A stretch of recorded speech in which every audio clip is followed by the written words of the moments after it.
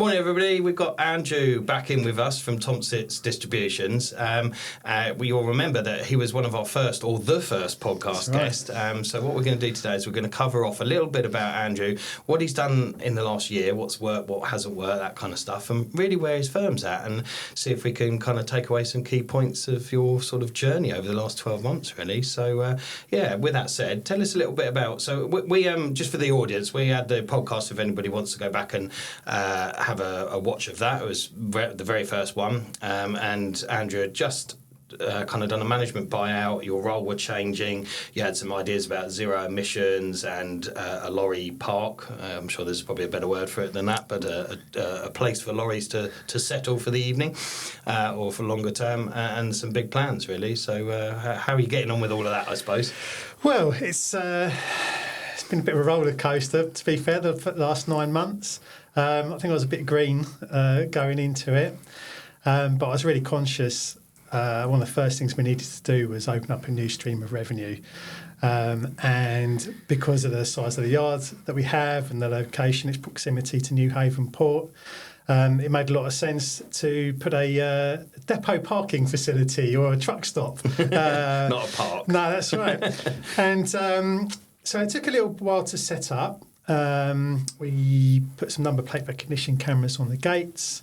We automated those, we put in a pedestrian gate, we filled some potholes, we did lots of things. And it was really important to me that we used local businesses to do that. I thought it was a key thing.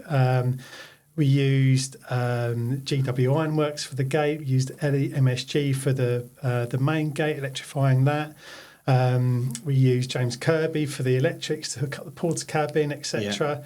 And that proved to be a very, very good move because if we ever have an issue, they're literally there within half an hour to sort it out. And that's been, for a lorry park, when you've got lorries queuing up to get in. You could literally walk to those businesses from your park. Exactly. We could throw a pebble and hit their window if we wanted to from where we are. So, that was crucial. And that's proved to be a good decision. The lorry park, in itself, we worked closely with DFDS, who run the ferry service between New Haven and Dieppe. Back in the last one, I told you they were delighted when I went to see them and told them that we were thinking of opening a lorry park because they were losing their parking spaces to security checks and customs procedures, post Brexit. And of course, if the drivers don't have anywhere to take their break, then they're not going to use the ferry service. They're not going to use that route. So they were very keen. They did pretty much all the marketing for us. We did a bit ourselves, but nothing like I thought we'd have to. And it's worked really well. Most of our customers come off the ferry on the 9 o'clock ferry. Once they're through customs, they start rolling in about 10 o'clock at night and then rolling out at 5 o'clock in the morning. Of course, that dovetails beautifully with our operation. The drivers start coming in at sort of 7:30 the next morning. And then they're all back in the yard and unloaded, and the trunks are loaded and gone by the time the lorry park customers roll in. And that's like, I guess that's completely automated. You don't need any manning of anything through the night, or give or take. Almost. So we use a booking app called Snap. It's what most of the drivers and fleet operators use to book the parking. Unfortunately, there's no API, no automatic way of someone booking in Snap and then it just turning up on our system, Paxton, our software. Okay. So somebody has to manually input that. Because of the cost of labour, we didn't really want to employ a night watchman. We didn't know how busy it was going to be to start with. So what we did a bit of an overlap. So we have someone come in at 4 o'clock in the afternoon. That's a peak time in the yard for us, unloading vehicles and then reloading the trunks. And then he takes his break at sort of 8, 9 o'clock when that's done. And then, of course, the vehicles start coming in. He can start parking them up, and he leaves about midnight. And then we also use Pagoda, who do security, do work down at New Haven Port. And because they're already there, they'll do a drive through and check, security check at random times during the night. So that the manning of it is more to do with the parking of the lorries and the security rather than the actual booking system, so to speak. I know there's some manual because the two systems don't talk together. That's right. It's a bit irritating, obviously. It is irritating, but that's a quick job. You know, that's as long as somebody picks up the email and they do, then it just put the registration number into the system, and then the cameras will pick it up as they roll up. Yeah. Okay. So. And that's been quite profitable, or turning over? I mean, obviously you've had to invest some money, so presumably it hasn't quite. I don't know. Maybe it's made the money back yet. I don't know. You tell me. It cost about 20,000 to set up. Yeah. So Tomsetts Distribution sort of paid for those set-up costs. Yeah. We started a new business, Tomsetts Services Ltd, to come under the Tomsetts Group umbrella. Yeah. So Tomsetts Services is the lorry park and the third-party work we take on the workshop, and that's the entity that takes the money. And then Tomsetts Distribution will charge a management fee to sort of get those initial costs back, and, etc. So it's working. It's working quite well at the moment. I mean, like I say, it costs about 20,000 to set up, and probably takes about 6,000 a month in revenue, something like that. So and it's been open since 1st of August. So so you must be give or take past breaking even or around that. Yeah, I mean there are some operating costs. But we've got that initial setup back quite quickly, which is really pleasing. Yeah. No, that's really good, and I'm glad that's worked out for you. And you recognise that locally, like that is a need. You know, there's nowhere really else. I mean, I don't know that particular industry overly that well, but it strikes me that there aren't that many other places to park those vehicles. Really, within it's quite a significant range of the port. Yeah, you're absolutely right. And so what we did is we looked at the Snap app, at the map of the UK to see what was around us. Yeah. And there's a small one in Crawley, there's something in Hampshire somewhere, and something in Kent. Yeah. And there is this sort of triangle with just nothing in it. Yeah. So I thought, we'll fill that, and we're just right in the middle of it. We're near the port. These HGVs, they were parking in residential areas in Newhaven. They were blocking up the industrial estates. And now they've got somewhere safe with facilities to park. I think that's the big thing. It's it's got a full perimeter fence, and if you've got a load on, having that security is going to put. No, that's really good, and I think it's important for people to know that, like, a lot of the time people focus on this kind of on the coast, like half your customers are in the sea thing, where there's round. But here you've got a unique situation which you've identified, that you're next to a port and within, a fair triangular perimeter to you. There isn't really any other options. So regardless of the fact that if you drew a circle around the business, half of it's in the sea, it's rather irrelevant because you've done your market research. You realise there isn't anybody around near you doing that. And it's right next to a port. If they had to drive, I mean, for those viewers that don't know, Crawley is a good, I mean, you could be taking like 45 minutes to an hour if you get stuck in traffic just to drive to Crawley from the port. So, and then an hour back in the morning if you're going in the opposite direction, if you're going down to the West Country or something like that or whatever, then, there's time as well for these companies. Yeah, that's it. And for what I learned is that those European hauliers were doing a loop, basically coming in through Newhaven and then going out through Dover, Calais, but they don't do that anymore. They use it on the way back now as well.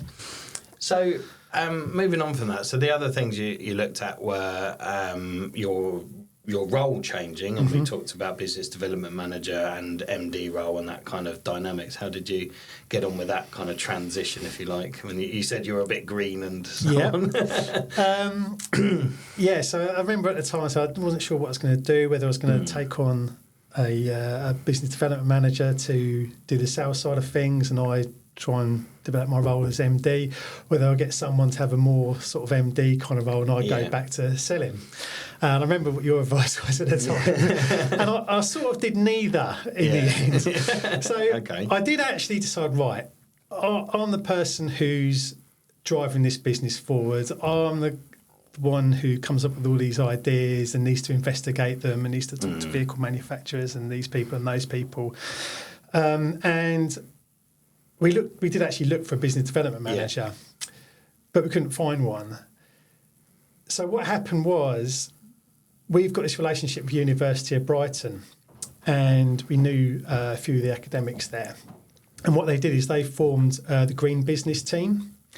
So we pay them a retainer, and they do the whole sort of business plan and the overview and the selling as well. And they have calculated our carbon emissions back to 2019. Yeah. We've also got a bona fide net zero plan now to become net zero by 2040. They've taken care of all of that. They produced a new brochure for us. We've got a net zero pullout as well. And at the same time, they've been massaging their contacts, you know, who companies that have done programs through the university, like Clean Growth UK and Net Zero 360. And of course, those companies are immediately aligned with us because they're doing, you know, I've been into meetings, they say, we did that course. Yeah, you know, we know him, or we know her. And, you know, you've got this, I want to say synergy, I don't like the word synergy, but you've got this, you know, but you do, you have these things in common, and you've got this common ground. And then I had an example recently. I was in a meeting, and it felt like it was the time of year. It felt like it was just a sort of benchmarking exercise for them. And I took Dougal in with me from the Green Business Team, and we started getting into it. And it was exactly that, you know. Have you thought about sustainability? Do anything around it? I goes, I did this Clean Growth UK course. Oh, who is that through? We know them. They're actually on the Green Business Team. Okay. And all of a sudden, it wasn't all about price. You know, it wasn't just a benchmarking exercise. It was something that we could had a chance of actually, you know, winning the business.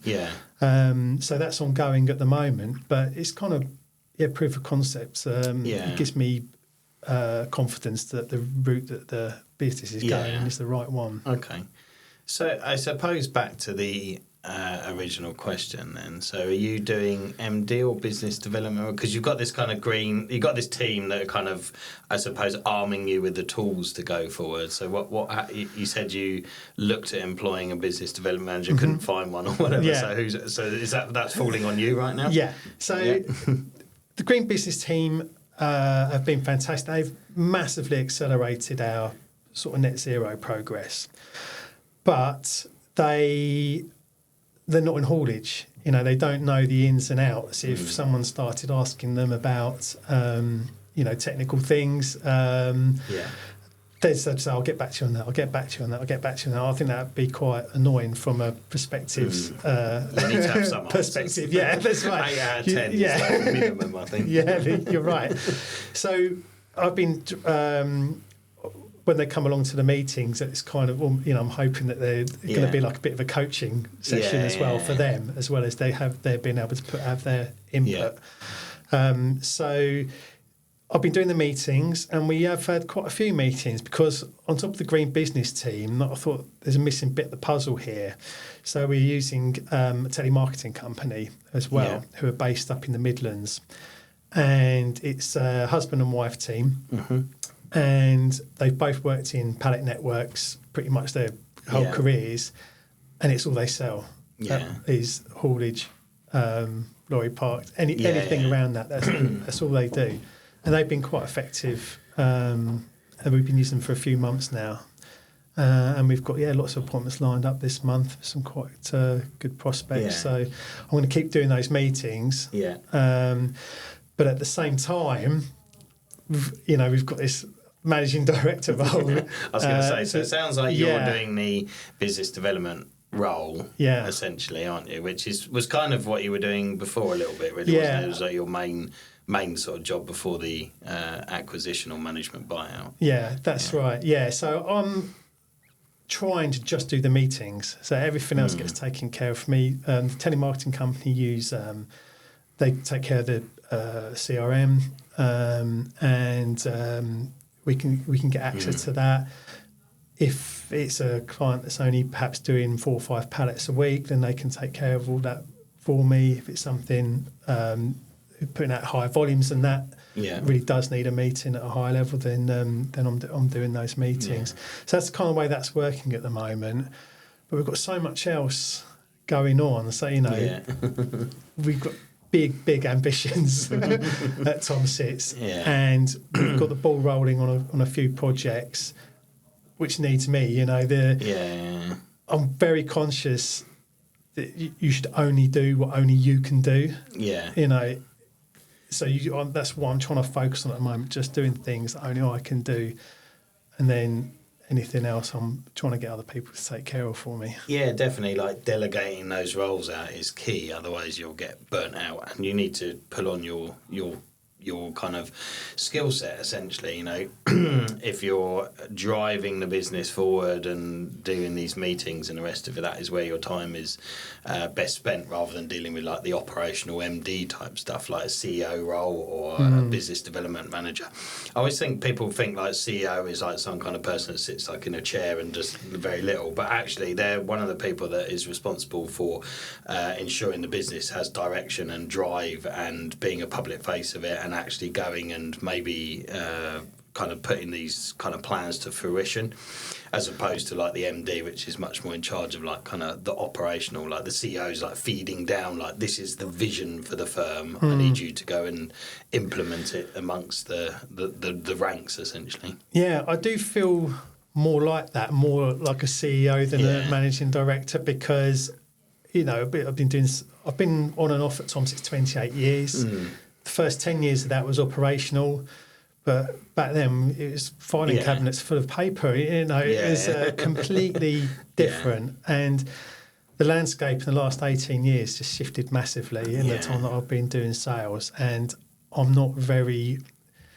operational, let's say. Like you've got this vision of having like the zero emissions and that lorry park, and the CEO's role would be like to talk to the MD and go, I've got this vision, I think we can make this work, and the rest of it, and I've done the numbers and the figures, like it's now over to you to do the automatic number plate recognition and make it all work. And then when you see something that's not quite right, you tweak it a bit with the MD, that sort of thing. Yeah, that's the conversation I'm having with myself at the moment. It's probably closer to where you are, and I think that was what we kind of alluded to originally, that I think if your skill set lies in that, that's where kind of you need to sort of be. And you don't have to have you don't necessarily have to appoint a managing director. You go a head of operations, which eventually becomes managing director. Here, I'm stepping away from doing any real MD roles anymore. I've got a vice MD who's kind of being trained up to take over that full time, so that I can be CEO essentially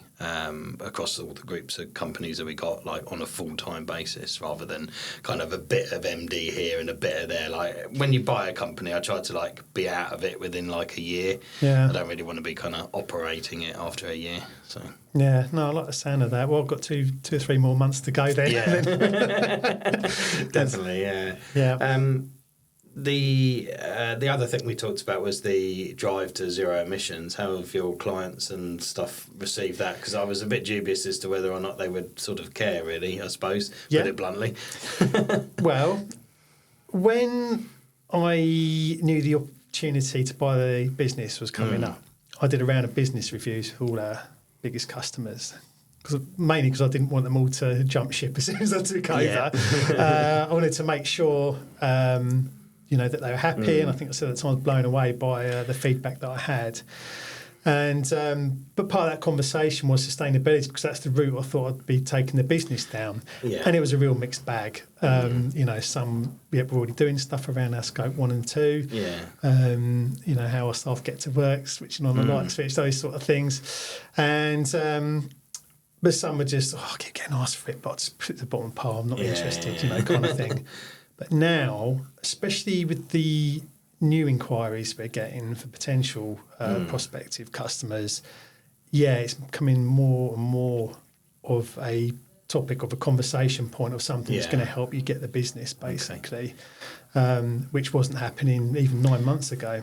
Yeah, so there's this distinct difference, get that out of my mouth, between like your older customers that you've had for a long time, and then like maybe the new crop of inquiries. That the new crop are a bit more, I want to say like open or green to being green, as opposed to your older clients. Yeah, that's right. I think that's true to a degree, but all companies are coming round to it now, because that's what their customers are demanding, and they probably feel like they don't have a choice now.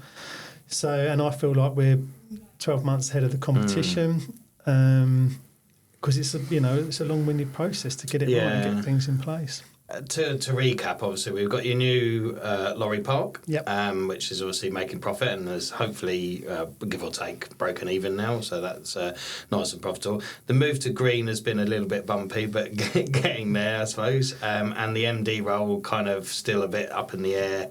You're finding your feet with that sort of thing. So I suppose we'll kind of move on, and primarily, I suppose, two sort of pressing questions, I suppose. One, they're a bit overarching, but where do you see Tomsetts going in the future? And then really a bit about like how you found this sort of transition, I suppose, from a personal level. We'll touch on each of those in a sec or two. Okay, great. So I think it'd be good to touch first of all on like how the roles changed for you and like your kind of stuff that you've learnt over the last year or so, in probably from the time when we first met and there was like conversations about this happening, and then all the way through to now, really, that kind of journey, because it's a complete shift from perhaps the way you would have worked or lived your life or dynamics from previous to this current arrangement, really, isn't it? So how have you felt that transition? That's a big question. That's a big one. Right, so I mean, being a business owner is obviously completely different to being an employee. I didn't feel ready at all to start with, and that's a bit of advice I would give to people, is you probably don't think you're ready, but you are. Just get in there and just start doing. Yeah, believe in yourself a little bit, isn't it? You should, because once I got in that seat, I realised I was just so ready for it, and I was very surprised at how comfortable I felt and how quickly I got to that stage. I've also learned that there are no good and bad decisions. There are just decisions, and just make the decisions and own them, and just make the best of whatever decision you make, because you might not be able to go back on them. But things tend to work out if you have the right people around you to implement your ideas. I think making those decisions and sticking to them is key, isn't it, for a lot of people? Like I say, a lot of business owners, they make a decision and then they get a bit of backlash from the clients or the staff or whatever, and then they kind of flip and change. So it's like there are no, as you say, no good or bad decisions, but actually making a decision is better than not making a decision. Yeah, I was going to say, I just make sure, because if you don't make a decision, it's probably going to end up costing you money. That's what I've found. I've been guilty of myself for the last 9 months. But if you have confidence and you're forthright and you make that decision and you get everybody on board with it, then usually you can make it the right decision, even if it's not quite right to begin with. Yeah.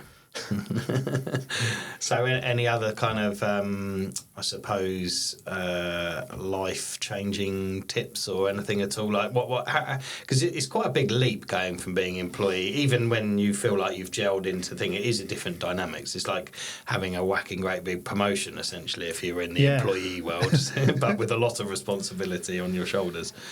I've been really strict with myself about starting work at a normal hour and getting home at a normal hour and having the weekends free, because I think that's so important. My sort of work-life balance was really good when I was the sales guy, you know, and it's still good now, considering you've got a multi-million-pound company to run and you're responsible for 40 families and so the work-life balance I've really worked hard to maintain.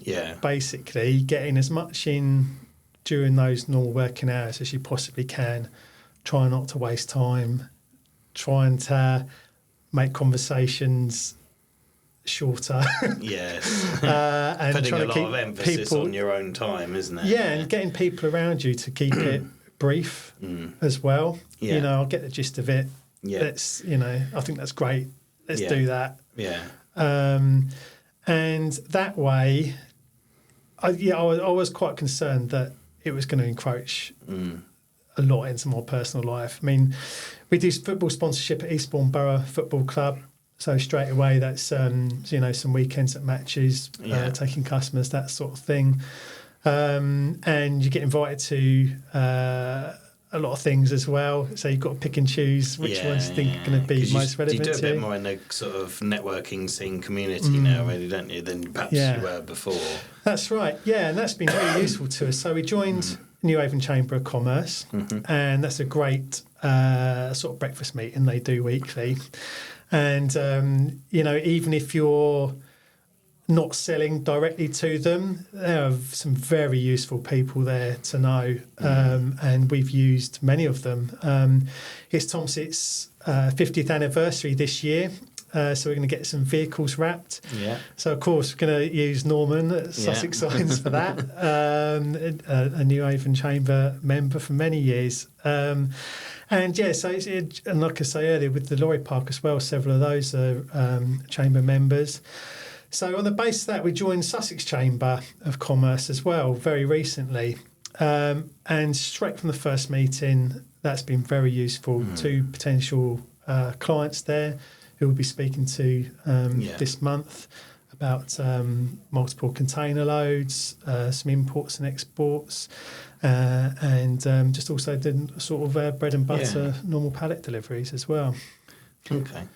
And they have lots of other benefits as well. You know, they can match you to funding. You know, grants are going to be very important to us. They are very good at that. Yeah. And anybody that isn't, no matter what size your business is, I think it's well worth joining the local chambers or some of these networking groups, because they can put you in touch with people. Like you say, you're not selling directly to the people in the room, but you're using their connections essentially, which I think a lot of people would say, like, you could be like too big for your local chamber as a business, but I don't think there is any business that is too big. It just depends on what you want to get out of it. You recognise that perhaps those people in the room, local estate agents, photographers and the rest of it, are not going to come to you and give you any business, but they're going to be able to put you in connection with the right people that you will then be able to utilise. Yeah, absolutely right. And it's amazing how conversations lead to opportunities. You just got to get out there and just chat to everybody, because you know, they'll know somebody, like you say, or they'll be able to provide you something that you've been looking for, or know somebody that can when you don't really know where to start looking in the first place. It's fantastic, and each opportunity leads to another opportunity and another one. Exactly.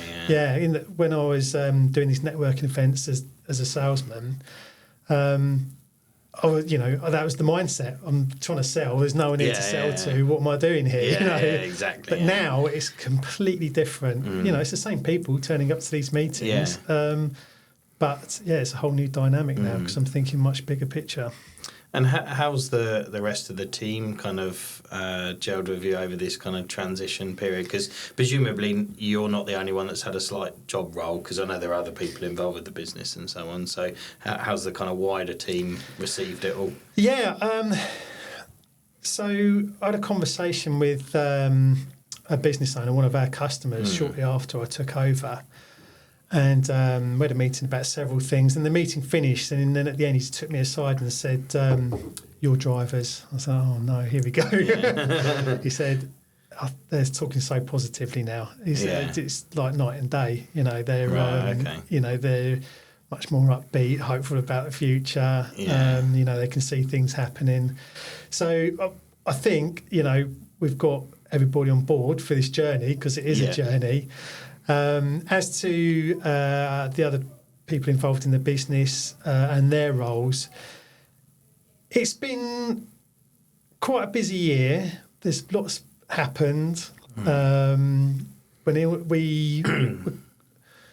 quite bare bone, I suppose, staff wise. You know, we do a lot for the amount of staff that we have. You know, we turn over a lot for the number of vehicles that we have, and Adrian, who is the ops director, isn't really doing a director role at the moment. He's almost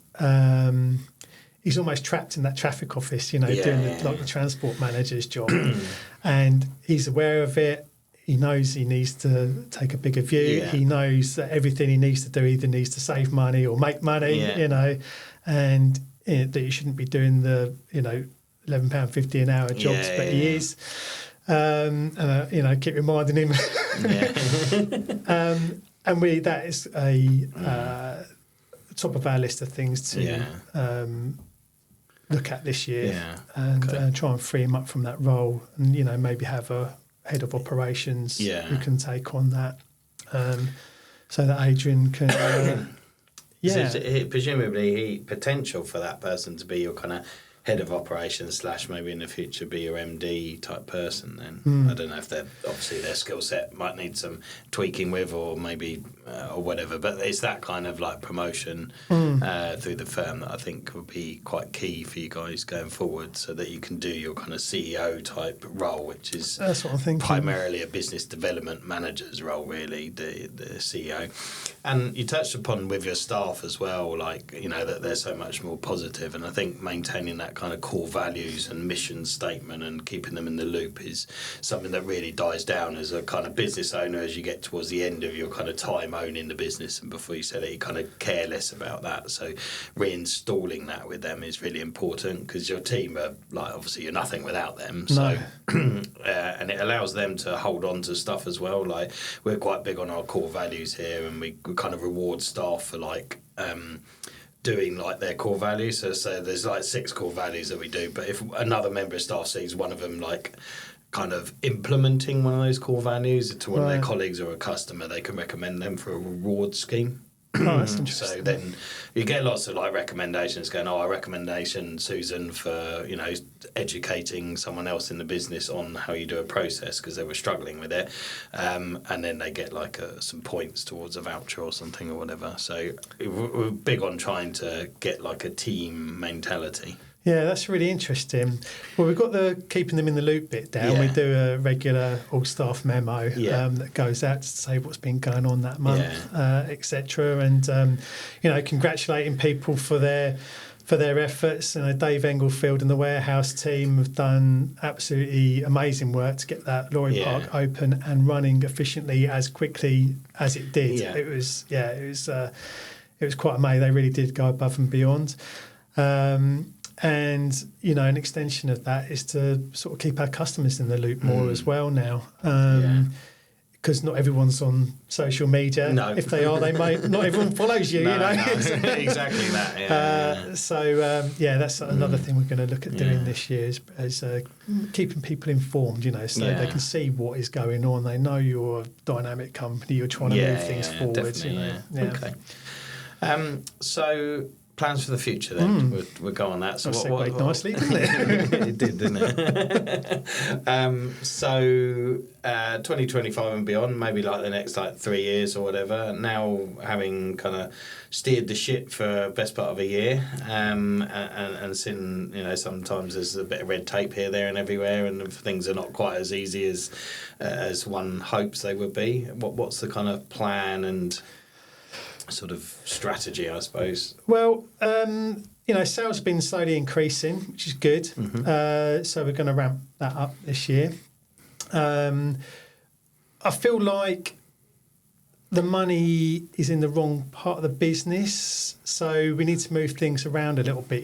Things that are costing us more than they should. We need to make savings there so we can invest more in other parts of the business, which is going to lead to growth.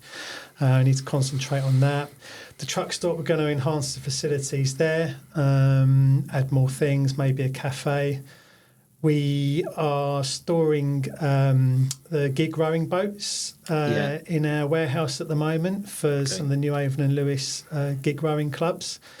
We did a little deal there so they don't pay so much in in storage, but we get some memberships and get to do some rowing as well. Okay. We haven't done it yet because it's a bit cold, but we rowing will do. on the ice lake. So part of that is, well, can we develop that? You know, can we put a slipway in because we're right on the river? Can we put a clubhouse there with a workshop? For the boats, I think that would be quite nice.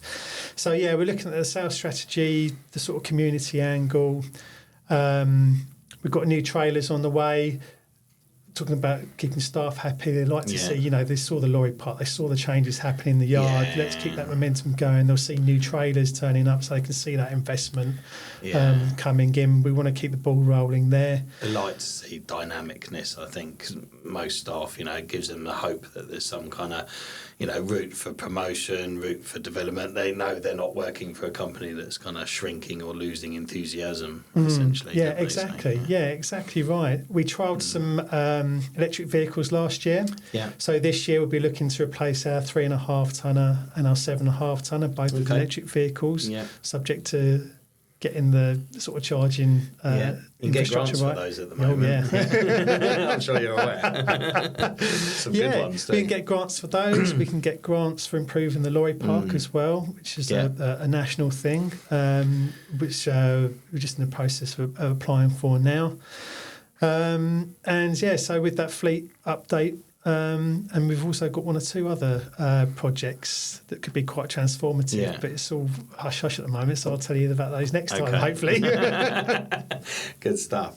And what about, I mean, one thing that kind of strikes me, so like I really think you made the transition really well, Thanks. Which a lot of people do struggle with, but the kind of tidying up that kind of hierarchical structure or whatever, what's that? Where does that feature in the next 3 years plan? After this conversation, now I'm thinking that I need to be CEO. I need to get Adrian out of that traffic office to be the proper operations director, or maybe managing director, and get someone else in as head operations to to do that side of the actual hands-on operational overseeing things. So that's what I'm thinking at the moment. But like I say, we're bare bone. It's costs are increasing in other parts of the business. Yeah. It's tight. It's really tight, and we just haven't got that money to spend at the moment on bringing someone in at that sort of level. But promoting someone through the firm is probably a good way of doing that, and also keeps their retention and buy-in as well. So that's right. Back to those kind of core values for the staff. So I mean, to kind of I suppose summarise things from my point of view, I think you made a really good transition from that kind of employee to CEO type role, and very entrepreneurial to recognise that the business is perhaps spending money or focusing on a point of the industry that is maybe not as profitable, so you need to have more strings to your bow, essentially. I mean, I remember when I was young, I worked at Halfords, and it was owned by Boots at the time, and they decided to dispose of it because it didn't really fit with their kind of, their core business, if you like. So despite it being a profitable business, they decided to dispose of it. I'm not suggesting you dispose of that bit of the business, but it just goes to show even like the biggest firms are going, they're making acquisitions or getting bits of their business and going, the market's shifted, we need to shift with it. You need to like evolve a little bit as time goes by. The lorry park stuff is really good. I like that. That's a good investment, to get your money back very quickly on that. And probably the only thing which we've touched on loads of times is just getting that hierarchical structure sorted, because I think that will pay you dividends in its own right. It will allow you to focus on the very best things that are going on in the business and not get so dragged down in the kind of day-to-day running of it. And I think that's kind of probably would be my bit of advice to go forward, for the next year or so to try and get that kind of sorted. It's very easy to get kind of stuck in with the let's get stuck in, let's get on with this, get the yard built and the rest of it. But then obviously at time comes, you're starting to say, you're doing a good job of saying to people like no, and just give me the summary and the rest of it. And that's a very CEO type role, but someone has to do that operational stuff, don't they? To make sure all the cogs are moving still. Yeah, that's right. Yeah, that's what makes Adrian so key to my success. Yes, really. It does. It does indeed. Yes, and I think promoting, money aside, promoting people through the firm is way the best way of doing stuff. So, he'll feel value to that as well, and probably fit into that role extremely well. So, that would probably be my only bit of advice, I think. But well done on the transition, if you like, because it's never easy, is it? No, it's definitely not easy, but it's a lot of fun. Yeah. So I don't suppose you had any questions for me, or if you want to give kind of any sort of key tips to perhaps somebody in your position, maybe a year or so ago, where they're looking at management buyout, like what they would learn from you. Yep, management buyouts take longer than they say it will. That's a fact. So just be patient, and you'll probably find that just as you want to throw in the towel and give in, it will happen. So don't give up, and just be confident. You'll have all sorts of doubts. You'll think you're not ready, but as soon as you're in that role and you're making decisions, then you'll realise that, this is definitely for you. Yeah. So stick at it, be confident. Extra time, essentially, for the purchase. Yeah. I think any time there is a collective management buyout, it does take longer because it's not a single person dealing with it, is it? No. And I presume there was like a collective gathering of funds as well. So that's always, everyone then has their own input and the rest of it. So it can take longer that way. Yeah, that's right. Yeah, and just as it looks like everything's going to fall apart and you want to throw in the towel, it will happen. You just definitely need to get it over the line. Brilliant. Well, it's been really good having you on. I don't know if you had any questions for us or for me, really, before we wrap up, I suppose. Well, you're going through a lot of sort of rapid expansion at the moment. I saw you made another acquisition recently, which wasn't straightforward. Do you, when you see something that doesn't look straightforward, does that attract you because you think other people won't bother with the hassle? Or Well, I suppose I'm attracted to stuff that needs fixing. Right. That's wide, the term fixing. But if we're talking, we made an acquisition of a block of offices which would be suitable possibly to convert into some flats at some point. But there's a tenant in there right now. Dealing with the probate and the rest of it and the family members, they're complicated, and it was drawn out, and the tenant is actually a solicitor, so I think some people are don't really want to take them on and all that kind of stuff. So for me, if the price is right, then the hassle's worth it. So it's if you can get it cheap enough, then the fixing part is really kind of a no-brainer, as long as you're skilled up to fix it and they're not insurmountable. But we're looking at buying a hotel in Brighton at the moment that stopped trading in COVID, and then they kind of just didn't really pick up, and then they've just kind of stopped really taking any new guests on. So it's not a profitable business. There's been no trading accounts, nothing at all. So we're trying to figure out a way with that owner of actually kind of maybe getting the hotel back up and running, and then at some point then buying the business off of them, but having the right to buy, so like a lease option essentially. Those sort of things are more attractive to me because I feel like I can add the value back to them. And as I say, it's kind of like hands on deck, get in there, within a year I'm out of it again, and then it's kind of self-sufficient, give or take, obviously looking at P&L and maybe driving it forward from a kind of public-facing point of view. Yeah, so where others see aggravation, you see opportunity, and you've got the tools in the box to overcome those. Exactly. And sometimes I chew off stuff and it becomes more aggravation than I thought it was going to be. I'm not perfect. Sometimes or always. Sometimes some things can go really well. Like we bought a flat, we did it up, we bought it out of auction, extended the lease, and it was done. We're money back out within 3 months of us buying it. Perfect. But other ones have been a little bit more problematic. Like we bought a house and it had like a shared undercroft thing, and we wanted to buy the shared undercroft, and then it was dragged on for 18 months, and it was a tiny little strip of land at the side, but it was important to us because it allowed us to kind of convert the building into 2 flats rather than having one big house. So it was worth pursuing, but it was hard work doing it. And dealing with the person that owned the land was hard work as well. So, Right. I guess that's my nature, really. I'm wired up that way.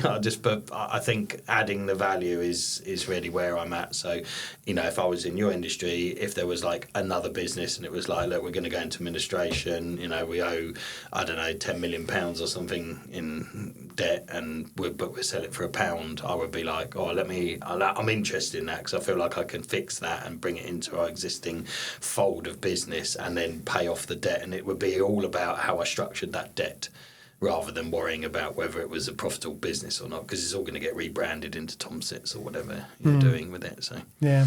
Okay, interesting. But yeah, I would, but I'd want my team to be like perfect in order for me to have the time to chew that off, because effectively at that moment you're kind of stepping out your CEO role and you're almost getting involved as an operations manager because you've got to fix it and give yourself a 12-month thing to then go, right, it's all working, everything's in the existing fold, everything's fine, now I can go back into that CEO role and look for another opportunity. Okay, that's great. Yeah. Yeah, that's me, just wired up that way. Like it. Fixer. Yeah, I do some easy ones, but the harder they are, often the more opportunity there is to be creative with the way you finance it and the way that you can get it back up and running. Right. Yeah. More rewarding. Okay. Yeah. So I hope that's of some use to you. Yeah, definitely. But yeah, good way of expanding in a sort of frugal manner sometimes as well. So. Yeah, okay, that's good. All right, well, it's been brilliant having you on. Hopefully that's really useful for you too. And I'd be interested to see how you get on with that kind of conversion into the CEO role or whatever you choose to do. I'm sure I'll see you around at the networking things, and obviously at some point it would be nice to learn about your new ventures that we haven't discussed today. Yeah, absolutely. Yeah, definitely. You're right. Well, lovely to meet you again, and all the best, and hope it remains profitable and fortuitous. Yeah, me too. Cheers, Matt.